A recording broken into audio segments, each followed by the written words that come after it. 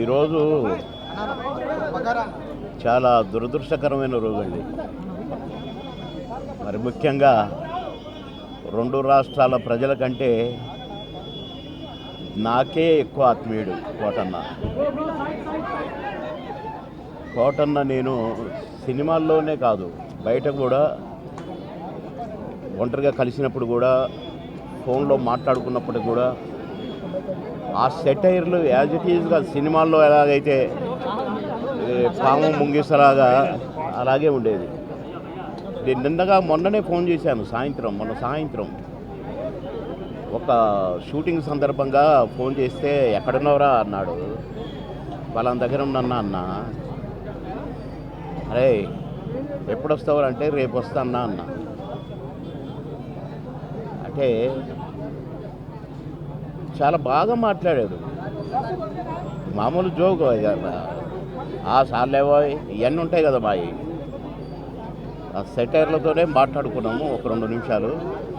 నాకు short ready అన్నా, నేను సాయంత్రం మాట్లాడతా మళ్ళీ అని సాయంత్రం చేస్తే పడుకున్నారు. అదేదో మందు వేశాడు డాక్టర్ గారు అని చెప్పారు.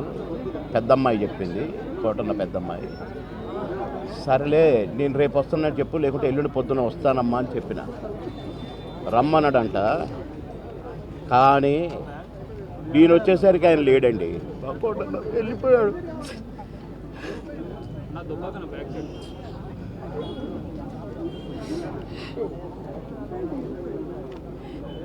ఇంటికి వస్తే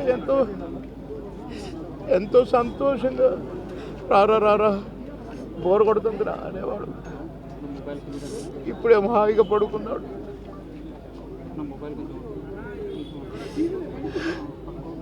సొంత అన్నదమ్ముడు, కోటన్నకు తమ్ముడు ఉన్నాడు, కానీ నేనే అసలు తమ్ముడుగా ఫీల్ అయ్యేవాడు. ఎన్నోసార్లు ఒకే ప్లేట్లో భోజనం చేశాం. అన్నం ముద్దలు కలిపి పెట్టేవాడు నాకు.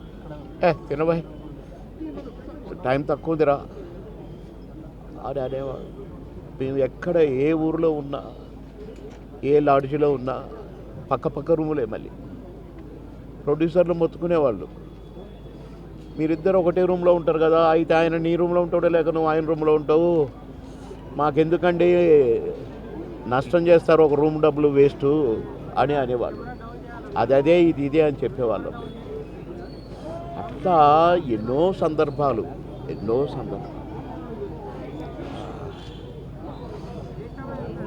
మాటలకు అందని సందర్భం ఆ ఇద్దరు. కనుక కోటన్న ఆత్మకు శాంతి చేకూరాలి, ఆ కోటన్న కుటుంబానికి ఆత్మశాంతి కలగాలి. నా కోటన్న లేనిలో